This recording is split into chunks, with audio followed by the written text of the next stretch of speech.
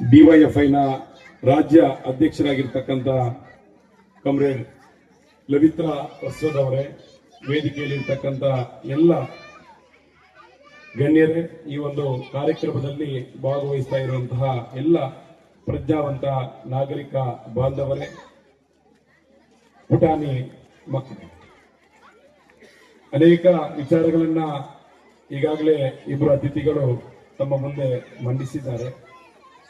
ಹೆಚ್ಚಿಗೇನು ಮಾತಾಡಲಿಕ್ಕೆ ಬಯಸೋದಿಲ್ಲ.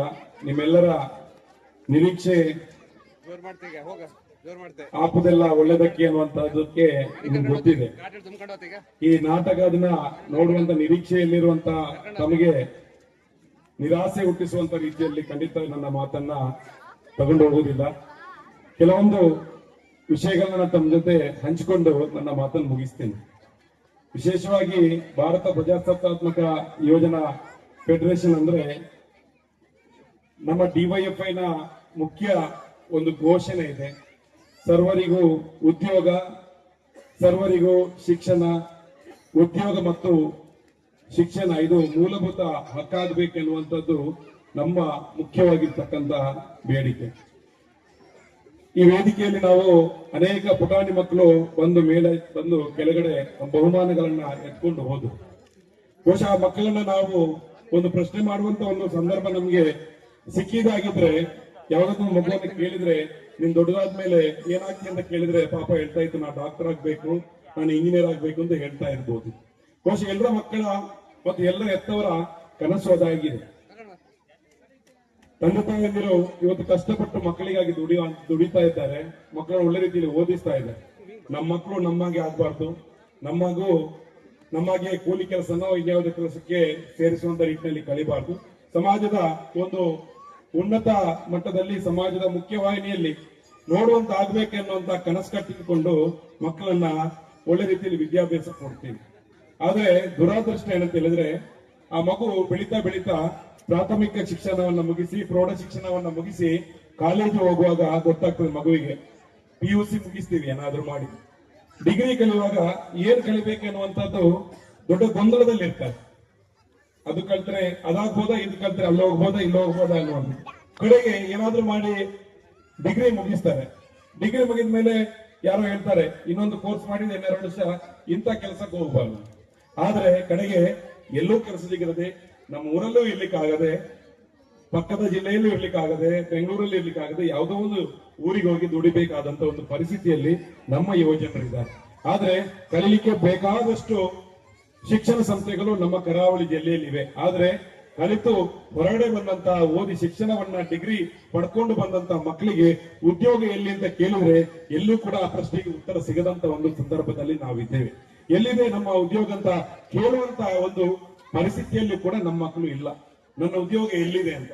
ಕರಾವಳಿ ಮತ್ತು ಈ ಉಡುಪಿ ಮತ್ತು ದಕ್ಷಿಣ ಕನ್ನಡ ಜಿಲ್ಲೆಯಲ್ಲಿ ಇವತ್ತು ಸಾವಿರಾರು ಜನ, ಅಂದ್ರೆ ಮಂಗಳೂರು ಯೂನಿವರ್ಸಿಟಿಯ ಅಡಿಯಲ್ಲಿ ಸುಮಾರು 1 ಲಕ್ಷಕ್ಕೂ ಹೆಚ್ಚು ಜನ ಒಂದು ವರ್ಷದಲ್ಲಿ ಡಿಗ್ರಿ ಪಡ್ಕೊಂಡು ಹೊರಗಡೆ ಬರ್ತಾರೆ, ಅಷ್ಟು ಕಾಲೇಜುಗಳಿವೆ. ಆದ್ರೆ ಅವರ ಉದ್ಯೋಗ ಎಲ್ಲಿ ಅಂತ ಕೇಳಿದ್ರೆ ಎಲ್ಲೂ ಉತ್ತರ ಸಿಗೋದಿಲ್ಲ. ಬಹುಶಃ ಈಗ ಡಾಕ್ಟರ್ ಬಹಳ ಚೆನ್ನಾಗಿ ಮಾತಾಡಿದ್ರು. ಬಹುಶಃ ಡಾಕ್ಟರ್ ಇವತ್ತು ನಮ್ಮ ದಕ್ಷಿಣ ಕನ್ನಡ ಜಿಲ್ಲೆಯಲ್ಲಿ ಮೆಡಿಕಲ್ ಮತ್ತೆ ಈ MBBS ಕಾಲೇಜುಗಳ ಸೇರಿ ಸುಮಾರು 12 ಕಾಲೇಜುಗಳಿವೆ. ವರ್ಷಕ್ಕೆ ಏನೂ ಇಲ್ಲ ಅಂದ್ರೆ ಒಂದು 300ರಷ್ಟು ಒಂದೊಂದು ಕಾಲೇಜಲ್ಲಿ MBBS, BMS, MD ಈ ತರ ಡಿಗ್ರಿ ಪಡ್ಕೊಂಡು ಬರುವವರು ಮುಂದಿನ ದಿನಗಳಲ್ಲಿ ವೈದ್ಯರು ಕೂಡ ನಿರುದ್ಯೋಗಿಗಳಾಗುವಂತ ಒಂದು ಅಪಾಯಕಾರಿಯಾದಂತ ಒಂದು ಸಂದರ್ಭ ನಮ್ಮ ಜಿಲ್ಲೆ ಒಳಗಡೆ ಇದೆ. ಆ ಮಟ್ಟದಲ್ಲಿ ಅಂದ್ರೆ ಸರ್ಕಾರದಲ್ಲಿ ಇರ್ತಕ್ಕಂಥ ಹುದ್ದೆಗಳನ್ನ ಭರ್ತಿ ಮಾಡೋದಿಲ್ಲ. ಇನ್ನೊಂದು ಕಡೆಯಲ್ಲಿ ಈ ಎಲ್ಲ ವಿಭಾಗದಲ್ಲೂ ಕೂಡ ಉದ್ಯೋಗ ಇಲ್ಲ ಎನ್ನುವಂತ ಪರಿಸ್ಥಿತಿ ಇದೆ. ನಾವು ಕೈಗಾರಿಕೆಗಳಿಗೆ ಎಷ್ಟು ಭೂಮಿಯನ್ನ ಬಿಟ್ಟು ಕೊಟ್ಟರು ಕೂಡ ನಮ್ಮ ಮಕ್ಕಳಿಗೆ ಉದ್ಯೋಗ ಇಲ್ಲ ಅನ್ನುವಂತ ಒಂದು ಪರಿಸ್ಥಿತಿಯಲ್ಲಿದೆ. ಇದರ ಜೊತೆಯಲ್ಲಿ ಉದ್ಯೋಗ ಇಲ್ಲದೆ ನಿರುದ್ಯೋಗದಿಂದ ಹೊರಬರಲಾಗದಂತ ಯುವಜನರು ಇವತ್ತು ಅವರು ಭ್ರಮನಿರಸನರಾಗಿದ್ದಾರೆ. ಅವರ ತಲೆಗೆ, ಆ ಭ್ರಮನಿರಸನಕ್ಕೆ ಒಳಗಾಗಿದ್ದಂತಹ ಯುವಜನರ ತಲೆಗೆ ಬೇರೆ ಯಾವುದೋ ಒಂದು ಧರ್ಮದ ಅಮಲನ್ನ, ಧರ್ಮದ ವಿಷವನ್ನ ಬಿತ್ತಿ ಒಂದು ಕಡೆಯಲ್ಲಿ ಅವರನ್ನ ಕಮ್ಯುನಲ್ ಆದವನು ಕ್ರಿಮಿನಲ್ ಆಗಿ ಒಂದು ರೀತಿಯಲ್ಲಿ ಮಾರ್ಪಾಡಾಗಿದ್ರೆ, ಇನ್ನು ಕೆಲವರು ಈ ಒಂದು ಪರಿಸ್ಥಿತಿಯ ಭ್ರಮನಿರಸಕ್ಕೊಳಗಾದಂತ ಈ ಸಂದರ್ಭದವರು ಕೂಡ ಇವತ್ತು ಅಮಲ ಪದಾರ್ಥಗಳನ್ನ ಸೇವನೆ ಮಾಡಿ ಇವತ್ತು ಸಮಾಜದಿಂದ ಅಂಚಿಗೆ ಸಮಾಜದ ಹೊರಗಡೆ ತಳ್ಳಲ್ಪಡುವಂತ ಒಂದು ಸಂದರ್ಭದಲ್ಲಿ ನಮ್ಮ ಯುವಜನರು ಬದುಕ್ತಾ ಇರುವಂತ ಈ ಸಂದರ್ಭದಲ್ಲಿ ಇವತ್ತು ನಾಡದ ಈ ಒಂದು ಭಾಗದಲ್ಲಿ ಮಕ್ಕಳಿಗೆ ಇವತ್ತು ಕ್ರೀಡೆಯನ್ನ ಆಡಿಸುವಂತದ್ದಿರ್ಬೋದು ಅಥವಾ ಸಾಂಸ್ಕೃತಿಕವಾಗಿರುವಂತಹ ಕಾರ್ಯಕ್ರಮ ಕೊಡ್ತಕ್ಕಂತ ಡಿವೈಎಫ್ನ ಉದ್ದೇಶ ಯುವ ಜನರ ಅಭಿರುಚಿಗೆ ತಕ್ಕಂತ ಒಂದು ಕಾರ್ಯಕ್ರಮಗಳನ್ನ ಹಮ್ಮಿಕೊಳ್ಳಬೇಕು ಅನ್ನುವಂಥದ್ದು ಮುಖ್ಯವಾಗಿರ್ತದೆ. ಇವತ್ತು ನಮ್ಮ ದೇಶದಲ್ಲಿ ಕ್ರೀಡೆ ಮತ್ತು ಸಾಂಸ್ಕೃತಿಕತೆಗೆ ಇವತ್ತು ನಮ್ಮ ದೇಶದಲ್ಲಿರ್ತಕ್ಕಂಥ ಯುವ ಜನರಿಗೆ ಸರಿಯಾದ ರೀತಿಯಲ್ಲಿ ಪ್ರೋತ್ಸಾಹ ಸಿಗ್ತಾ ಇಲ್ಲ. ಯುವ ಜನರ ಸಬಲೀಕರಣ ಸರಿಯಾದ ನಿಟ್ಟಿನಲ್ಲಿ ಆಗ್ತಾ ಇಲ್ಲ ಎನ್ನುವಂಥದ್ದು ಬಹಳ ಸ್ಪಷ್ಟವಾಗಿ ನಮ್ಮ ಮುಂದೆ ಇದೆ. ಭಾರತ ಇವತ್ತು ಒಲಿಂಪಿಕ್ಸ್ ಹೋದಾಗ ಗೊತ್ತಾಗ್ತದೆ. ಏಷ್ಯನ್ ಒಲಿಂಪಿಕ್ಸ್ ನಲ್ಲಿ ನಮಗೆಷ್ಟು ಚಿನ್ನದ ಪದಕ, ನಮಗೆಷ್ಟು ಕಂಚಿನ ಪದಕ ನಾವು ಹುಡುಕಾಡ್ತೀವಿ, ಎಲ್ಲಿ ನಮಗೆ ಸಿಗ್ತದೆ. ಒಂದು ಬಿದ್ರೆ ಆಯ್ತು ಒಲಿಂಪಿಕ್ಸ್ ಅಲ್ಲಿ, ಎರಡು ಬಿತ್ತು ಅಂತ ಬಹಳ ಸಂತೋಷ ಬರ್ತದೆ. ಸಣ್ಣ ಸಣ್ಣ ದೇಶಗಳು 20-30 ಪದಕಗಳನ್ನ ಬಾಚಿಕೊಳ್ತಾ ಇರುವಾಗ 140 ಕೋಟಿ ದೇಶದ ಜನಸಂಖ್ಯೆ ಇರ್ತಕ್ಕಂಥ ಭಾರತದಲ್ಲಿ, ಅದರಲ್ಲೂ ಕೂಡ 50-60% ಇರ್ತಕ್ಕಂಥ ಈ ಯುವ ಭಾರತದಲ್ಲಿ ನಮ್ಗೆ ಕ್ರೀಡೆಗೆ ಪ್ರೋತ್ಸಾಹ ಸಿಕ್ಕಿದ್ರೆ ಖಂಡಿತವಾಗಿ ನಾವು ಪದಕಗಳನ್ನ ಹುಡುಕಾಡುವಂತ ಒಂದು ಪರಿಸ್ಥಿತಿಗೆ ನಾವು ಬರ್ತಾ ಇರಲಿಲ್ಲ. ಇವತ್ತು ದಕ್ಷಿಣ ಕನ್ನಡ ಜಿಲ್ಲೆ, ಉಡುಪಿ ಜಿಲ್ಲೆಯಲ್ಲಿ ಇವತ್ತು ಯುವ ಜನರು ಬಹಳಷ್ಟು ಕಲಿತಿದ್ದಾರೆ, ಓದಿದ್ದಾರೆ. ಆದ್ರೆ ಎಲ್ಲರೂ ಕೂಡ ಎಲ್ರಿಗೆಲ್ಲ ಈಗ ನನಗೆ ನಾನು 2-3 ಹೋಟೆಲ್ ನಡೆಸ್ತಂತ, ನಮ್ಗೆ ಯಾರು ಕೂಡ ದಕ್ಷಿಣ ಕನ್ನಡ ಉಡುಪಿ ಜಿಲ್ಲೆಯಿಂದ ಯಾರು ಉದ್ಯೋಗ ಸಿಗ್ತಾ ಇಲ್ಲ. ಯಾಕಂದ್ರೆ ಅವರಲ್ಲಿ ಸ್ವಾಭಿಮಾನ ಇದೆ. ಡಿಗ್ರಿ ಪಡ್ಕೊಂಡವನು ನಾನೇಕೆ ಹೋಟೆಲ್ ಕೆಲಸ ಮಾಡ್ಬೇಕು, ಡಿಗ್ರಿ ಮಾಡ್ಕೊಂಡವನು ನಾನೇಕೆ ಇಲ್ಲಿ ಕೆಲಸ ಮಾಡಿ ದೂರ ಹೋಗ್ತಿದ್ದಾರೆ. ಬಹಳ ಕಷ್ಟಪಟ್ಟು ದೂರ ಫಾರಿನ್ ಅಲ್ಲಿ ಹೋಗಿ ದುಡಿತಾರೆ, ಮುಂಬೈಯಲ್ಲಿ ಹೋಟೆಲ್ ಕೆಲಸ ಮಾಡ್ತಾರೆ. ಆದ್ರೆ ಊರಲ್ಲಿ ದುಡಿದ್ರೆ ಸ್ವಾಭಿಮಾನ ಇದೆ. ನಾನು ನನ್ನ ಕೈಯಲ್ಲಿ ಡಿಗ್ರಿ ಇಟ್ಕೊಂಡು ನಾನು ಏನು ಮಾಡಬೇಕು ಅಂತ ಗೊತ್ತಿಲ್ಲದೆ ಯಾವುದೋ ಒಂದು ಊರಿಗೆ ವಲಸೆ ಹೋಗುವಂತಹ ಪರಿಸ್ಥಿತಿ ನಮ್ಮ ಜಿಲ್ಲೆಯಲ್ಲಿ, ನಮ್ಮ ಈ ಕರಾವಳಿಯ ಜಿಲ್ಲೆಗಳಲ್ಲಿ ಕೂಡ ಇದೆ ಅನ್ನುವಂಥದ್ದನ್ನ ನಾವು ಸತ್ಯವನ್ನು ನಾವು ಒಪ್ಪಿಕೊಳ್ಬೇಕಾಗ್ತದೆ ಬಂಧುಗಳೇ. ಅದೇ ರೀತಿಯಲ್ಲಿ ಇವತ್ತು ನಾವು ಈ ಒಂದು ವೇದಿಕೆ ಮುನ್ನಾಗಿ ಹೇಳ್ತಕ್ಕಂಥದ್ದು ಯುವ ಜನರಲ್ಲಿ, ಅದರಲ್ಲಿ ವಿಶೇಷವಾಗಿ ನಮ್ಮ ಹೆತ್ತವರಲ್ಲಿ ನಾನು ಹೇಳುವಂಥದ್ದು, ಇವತ್ತು ನಾವು ನಮ್ಮ ಮಕ್ಕಳಿಗೆ ಶಿಕ್ಷಣವನ್ನು ಕೊಡುವಾಗ, ಅವರಿಗೆ ಡಿಗ್ರಿ ಕಲಿಸುವಾಗ ಅವರ ಉದ್ಯೋಗ ಎಲ್ಲಿದೆ ಅನ್ನುವಂಥದ್ದು ನಾವು ನೋಡ್ಲಿಕ್ಕೆ ಸಾಧ್ಯ. ಇವತ್ತು ಪ್ರತಿಯೊಂದು ಕ್ಲಾಸ್ ಅಲ್ಲಿ, ಒಂದೊಂದು ತರಗತಿಯಲ್ಲಿ 90% ಬರೆದಂತವರು ಸಂಖ್ಯೆ 90% ಇರ್ತದೆ. 10% ಬರಕ್ ಮಾತ್ರ ಸ್ವಲ್ಪ ಕಡಿಮೆ ಇರ್ತದೆ. ಅಂದ್ರೆ ಮುಂಚೆ ಎಲ್ಲ ಒಂದು ಊರಲ್ಲಿ 90% ಬಂದವನು ಬಹಳ ದೊಡ್ಡ ಬುದ್ಧಿವಂತ ಅಂತ ಇತ್ತು. ಹಾಗೆ ಇಲ್ಲ, ಈಗ ಎಲ್ಲ ಮಕ್ಕಳು ಕೂಡ ಬುದ್ಧಿವಂತರಿದ್ದಾರೆ. ಹಾಗಾಗಿ ಇವತ್ತು ಪೈಪೋಟಿ ಇದೆ. ಈ ಸಂದರ್ಭದಲ್ಲಿ ಶಾಲೆಯಲ್ಲಿ, ಕಾಲೇಜಿನಲ್ಲಿ ಕಲಿಸ್ತಕ್ಕಂತ ಒಂದು ಶಿಕ್ಷಣದ ವ್ಯವಸ್ಥೆ ಕೂಡ ಬದಲಾಗಬೇಕು. ಕೌಶಲ್ಯವನ್ನ ಕಲಿಸ್ತಕ್ಕಂತ ಕೆಲಸಗಳಾಗಬೇಕು. ನಾವು ಚೀನಾವನ್ನ ನೋಡ್ಬೇಕು. ಚೀನಾ ಹೇಗೆ ಅಭಿವೃದ್ಧಿ ಆಗಿದೆ, ಯಾಕೆ ಚೀನಾ ಅಭಿವೃದ್ಧಿ ಆಯ್ತು ಅಂದ್ರೆ ಅಲ್ಲಿ ಕೌಶಲ್ಯಕ್ಕೆ, ಸ್ಕಿಲ್ ಡೆವಲಪ್ಮೆಂಟ್ಗೆ ಒತ್ತು ಕೊಡ್ತಾ ಇದ್ದಾರೆ. ಆ ಕಾರಣಕ್ಕಾಗಿ ಅಲ್ಲಿ ಒಂದು 7ನೇ ಕ್ಲಾಸ್ ಕಳೆದ ನಂತರ 8ನೇ ತರಗತಿಯಲ್ಲಿ ಅಲ್ಲಿ ಯಾವುದೋ ಒಂದು ಪಾರ್ಟ್ಸ್ ಗಳನ್ನ ಮಾಡ್ಲಿಕ್ಕೆ ಒಂದು ಅವಕಾಶವನ್ನು ಕೊಡ್ತಾರೆ. 10ನೇ ಕ್ಲಾಸಿಂದ ಅವನು ಕಳೆದಿದ್ರು ಕೂಡ ಅವ್ನು ಯಾವುದೋ ಒಂದು ಸಣ್ಣ ಪುಟ್ಟ ಪಾರ್ಟ್ಸ್ ಗಳನ್ನ ತಯಾರು ಮಾಡಿ ಮುಂದೋಗ್ತಾರೆ. ಈ ರೀತಿಯ ಒಂದು ನಿರುದ್ಯೋಗದ ಸಮಸ್ಯೆಯಿಂದಾಗಿ ಭಾರತ ದೇಶದಲ್ಲಿ ಯಾವ ಮಟ್ಟದಲ್ಲಿ ಇದೆ ಅಂತ ಹೇಳಿದ್ರೆ, ನೀವು ಮಂಗಳೂರಿಗೆ ಬರ್ಬೇಕು. ನಾನು ಮಂಗಳೂರಿಂದ ಇವತ್ತು ಭಾನುವಾರ ಬರ್ತಾ ಇದ್ರೆ ಅಲ್ಲಿ ನಮ್ಮ ಟೋಡಾಲ್ ಪಕ್ಕದಲ್ಲಿ ಬಹಳ ದೊಡ್ಡ ಸಂತೆ ವ್ಯಾಪಾರ ಆಗ್ತಾ ಇದೆ. ಟೋಡಾಲ್ ಪಕ್ಕದಲ್ಲಿ ನೀವು ಭಾನುವಾರ ಬಂದ್ರೆ ನೋಡ್ಬೋದು. ಅಲ್ಲಿ ಸಾವಿರಾರು ಜನ, 100 ಜನ ವ್ಯಾಪಾರ ಮಾಡ್ತಾರೆ, ಸಾವಿರಾರು ಜನ ಗ್ರಾಹಕರು ಬರ್ತಾರೆ. ಎಲ್ಲರೂ ಕೂಡ ಯುವಜನರು, ಎಲ್ಲರೂ ಕೂಡ ಭಾರತೀಯರೇ. ಅವರೆಲ್ಲರೂ ಕೂಡ ಖರೀದಿ ಮಾಡ್ತಾ ಇದ್ದಾರೆ ಬಟ್ಟೆ. ಅಲ್ಲಿ ಹತ್ರ ನೋಡುವಾಗ ಗೊತ್ತಾಗ್ತದೆ ಆ ಬಟ್ಟೆ ಯಾರೋ ಒಂದ್ಸಲ ಬಳಸ್ಕೊಂಡು, 2-3 ಸಲ ಬಳಸ್ಕೊಂಡು ಯೂಸ್ ಮಾಡಿದಂತ ಬಟ್ಟೆಯನ್ನ ಖರೀದಿಸ್ತಕ್ಕಂತ ಪರಿಸ್ಥಿತಿ ನಮ್ಮ ಯುವಜನರಿಗೆ. ನೀವು ಮಂಗಳೂರಿನಿಂದ, ಉಡುಪಿಯಿಂದ ದೆಹಲಿವರೆಗೆ ಯಾರಾದ್ರೂ ಹೋಗಿದ್ರೆ ನಿಮಗೆ ಅನುಭವ ಇರಬಹುದು. ಯಾವುದೋ ಒಂದು ಸಿಗ್ನಲ್ ಅಲ್ಲಿ ನಿಮ್ಮ ವಾಹನಗಳು ಒಂದು 5 ನಿಮಿಷ 2 ನಿಮಿಷ 90 ಸೆಕೆಂಡ್ ನಿಲ್ತದೆ. ನಿಂತ ತಕ್ಷಣ ನಿಮ್ಮ ಕಾರುಗಳಲ್ಲಿ, ನಿಮ್ಮ ಕಾರುಗಳ ಗ್ಲಾಸ್ಗಳನ್ನ ಬಡಿತಾರೆ. 2, 5 ವರ್ಷ, 8 ವರ್ಷ, 10 ವರ್ಷದ ಮಕ್ಕಳು ಭಿಕ್ಷೆ ಬೇಡುವಂತ ಪರಿಸ್ಥಿತಿ. ಅವರೆಲ್ಲರೂ ಕೂಡ ಭಾರತೀಯರೇ, ನಮ್ಮ ದೇಶದವರೇ. ಅವರು ನಮ್ಮ ದೇಶದ ಮಕ್ಕಳೇ. ಇವತ್ತು ನೀವು ಬಹುಮಾನಕ್ಕೆ ಪಡ್ಕೊಂಡ್ರಲ್ಲ ಅಂತ ಮಕ್ಕಳು ನಮ್ಮ ಟ್ರಾಫಿಕ್ ಸಿಗ್ನಲ್ ಗೆ ಬೇಡ್ತಾ ಇದ್ದಾರೆ. ಶಾಲೆಗೆ ಹೋಗುವಂತ ಮಕ್ಕಳು ಬೇಡ್ತಾ ಇದ್ದಾರೆ. ಅಪೌಷ್ಟಿಕತೆಯಿಂದ ನಮ್ಮ ಮಕ್ಕಳು ಸಾಯ್ತಾ ಇದ್ದಾರೆ. ಈ ರೀತಿಯ ವಿದ್ಯಾಭ್ಯಾಸದಿಂದ ವಂಚಿತರಾಗ್ತಾ ಇದ್ದಾರೆ. ವಿದ್ಯಾಭ್ಯಾಸವನ್ನು ಕೊಡುವಂತಹ ಮಕ್ಕಳು ಇವತ್ತು ಉದ್ಯೋಗದಿಂದ ವಂಚಿತರಾಗಿದ್ದಾರೆ. ಈ ರೀತಿಯ ಪರಿಸ್ಥಿತಿಯಿಂದ ನಮ್ಮ ಯುವಜನರನ್ನ ಪಾರು ಮಾಡಬೇಕಾದ್ರೆ ಖಂಡಿತವಾಗಿ ಇವತ್ತು ಈ ಒಂದು ಕಾರ್ಯಕ್ರಮ ಅದಕ್ಕೆ ಒಂದು ಪೂರಕವಾಗಿರ್ತಿದೆ ನಾನು ಭಾವಿಸ್ತೇನೆ. ಇವತ್ತು ಶಿಕ್ಷಣಕ್ಕೆ ಪೂರಕವಾಗಿ ಕ್ರೀಡೆ, ಸಾಂಸ್ಕೃತಿಕ ರೀತಿಯಲ್ಲಿ ಬೆಳೆಸಿದಾಗ ಮಕ್ಕಳಲ್ಲಿ ಕೌಶಲ್ಯದ ಅಭಿವೃದ್ಧಿ ಬೆಳಲಿಕ್ಕೆ ಸಾಧ್ಯ ಆಗ್ತದೆ.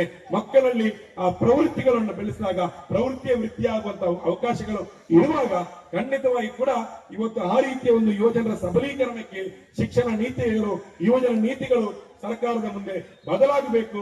ಆ ನಿಟ್ಟಿನಲ್ಲಿ ಅಂತ ವ್ಯವಸ್ಥೆಗಳು ಆಗಬೇಕು. ಯಾವುದೇ ಒಂದು ಯುವತಿಗೆ ಯಾವುದೇ MP ಸೀಟ್ ಅನ್ನು ಕೊಟ್ಟು ಇವತ್ತು ನಾನು 25 ವರ್ಷದವರನ್ನ 21 ವರ್ಷದವರನ್ನ MP ಮಾಡಿದ್ದೇವೆ, 22 ವರ್ಷದ ಯುವತಿಯನ್ನ MLA ಮಾಡಿದ್ದೇವೆ ಅಂತಲ್ಲ. ನಮ್ಮ ಊರಿನಲ್ಲಿ ಇರ್ತಕ್ಕಂಥ 20 ವರ್ಷ ದಾಟಿದಂತ ಯುವಕರಿಗೆ ಎಷ್ಟು ಸರ್ಕಾರಿ ಉದ್ಯೋಗವನ್ನ ಕೊಟ್ಟಿದ್ದೀರಿ ಅನ್ನುವಂಥದ್ದನ್ನ ಈ ರಾಜಕೀಯ ಮುಖಂಡರುಗಳು, ನಮ್ಮನ್ನ ಆರಿಸಿ ಹೋಗಿರ್ತಕ್ಕಂಥ ಜನಪ್ರತಿನಿಧಿಗಳು ಹೇಳಬೇಕು.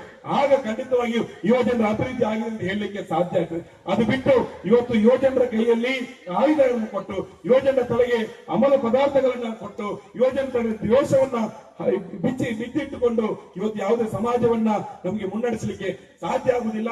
ಭಾರತ ದೇಶ ಇವತ್ತು ಯಾವ ಮಟ್ಟದಲ್ಲಿದೆ ಅಂತ ನಮ್ಗೆ ಗೊತ್ತಿದೆ. ಹಸಿವಿನ ಸೂಚ್ಯಂಕದಲ್ಲಿ ಇವತ್ತು ಬಡತನದಲ್ಲಿ ಭಾರತ ನಮಗಿಂತಲೂ ಕೂಡ ನಮ್ಮ ಶತ್ರು ರಾಷ್ಟ್ರವಾಗಿರ್ತಕ್ಕಂಥ ಪಾಕಿಸ್ತಾನಕ್ಕಿಂತಲೂ ಬಾಂಗ್ಲಾದೇಶಕ್ಕಿಂತಲೂ ಮೊನ್ನೆ ದೇಶದ ಇಡೀ ಶ್ರೀಲಂಕಾದ ದೇಶದ ಜನರು ಆ ಅಧ್ಯಕ್ಷರ ಮನೆಗೆ ನುಗ್ಗಿ ಬಂಗ್ಲೆಯಲ್ಲಿ ಇರುವಂತಹ ಈಜುಕಾಲದಲ್ಲಿ ಈಜಾಡಿ ಆ ಅಧ್ಯಕ್ಷರ ಕಿಚನ್ ಕೋಣೆಗೆ ಹೋಗಿ ಆಮ್ಲೆಟ್ ಮಾಡಿ ತಿಂದಿರ್ತಕ್ಕಂಥ ಶ್ರೀಲಂಕಾ ಕೂಡ ಭಾರತಕ್ಕಿಂತ ಕೂಡ ಬಡತನ ಮತ್ತು ಹಸಿವಿನ ಸೂಚ್ಯಂಕದಲ್ಲಿ ಮುಂದಿದೆ ಅಂತಾದ್ರೆ ಅದಕ್ಕೆ ಕಾರಣ ಆಗಿರ್ತಕ್ಕಂಥದ್ದು ಆ ರೀತಿ ಹಿನ್ನಡೆಗೆ, ಭಾರತದ ಆ ರೀತಿ ಹಿನ್ನಡೆಗೆ ಕಾರಣ ಆಗಿರ್ತಕ್ಕಂಥದ್ದು ಭಾರತದಲ್ಲಿರ್ತಕ್ಕಂಥ ಯುವ ಜನರನ್ನ ಸರಿಯಾದ ರೀತಿಯಲ್ಲಿ ಬಳಕೆ ಮಾಡದಿರ್ತಕ್ಕಂಥದ್ದು.